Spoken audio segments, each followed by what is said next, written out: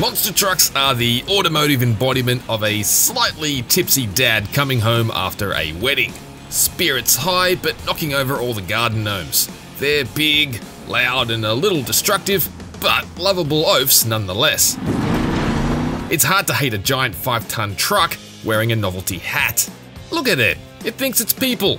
Monster Jam Steel Titans 2 quaintly leans into this kind of wackiness with a series of large, themed open worlds, celebrating a silly yet earnest stable of official trucks shaped like dogs and zombies, but its anticlimactic exploration objectives and the vanilla chore-like structure of the competitions on offer unfortunately make for a surprisingly boring drive.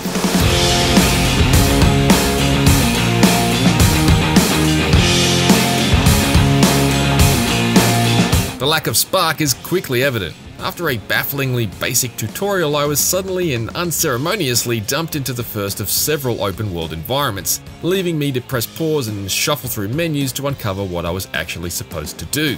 Steel Titans 2 splits its action over 2 separate career paths, but neither of them are very interesting. There's the arena and stadium-based championship career, which resembles traditional real-world Monster Jam events, and then there's the world career mode, which is literally just a series of exactly the same arena and stadium events, but with a waypoint challenge or a circuit race based in the open worlds included occasionally. There's also a smattering of things to go and find in these maps, but doing so has proven annoying and unrewarding. You can't discover a secret in the wrong truck, but even in the right truck, nothing I've found so far has been particularly interesting. Only Monster Mutt Poodle can open this hot pink barn to use this jump, for instance, and it only appears to exist as a means to collect a floating inverted triangle. Apparently floating triangles unlock more trucks, but ultimately it's just stuff on a list to tick off in a game that's already a repetitive slog. Truck handling is passable, but it definitely lacks the sense of weight and inertia found in Monster Truck Championship. The general driving is okay, and the independent rear-wheel steering controlled by the right stick certainly differentiates it from most other races, but things unravel somewhat as soon as you tip over, or tricks are required. Admittedly, Steel Titans 2 doesn't position itself as a simulation, but for 5-ton trucks they sure swirl about like candy wrappers caught in an updraft. An arcade approach to handling isn't inherently bad, but it definitely makes the freestyle events simplistic affairs. Scoring a perfect 10 is a cakewalk when all you have to do is pin the throttle, point at a ramp, and rip a couple of backflips and roll around. It won't look pretty, but the points will rack up. In contrast to last year's Monster Truck Championship, the career modes in Steel Titans 2 are woefully superficial. The Arena Championship is the worst offender and really lacks excitement.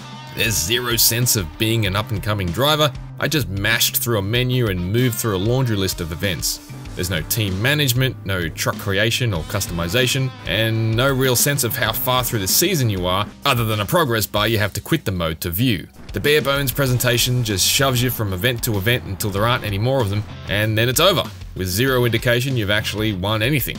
The Stadium Championship that follows is slightly better on account of the venues being bigger, so the race and freestyle layouts are more interesting, but it's still largely soulless. F1, WRC, and even Monster Truck Championship made me feel like I was part of an operation. Steel Titans 2 just airdrops you into a truck for a minute or so at a time. It's just shallow and trite compared to its peers. The other side of Steel Titans 2 is its wild and over-the-top open-world maps and its world career, which is themed around curated sets of Monster Jam trucks. The Monster Mutt trucks, for instance, get a massive fantasy dog park filled with giant kennels and a racetrack shaped like a giant bone. And the Spooky trucks get a gothic, Halloween-inspired environment filled with pumpkins, graveyards, and shipwrecks.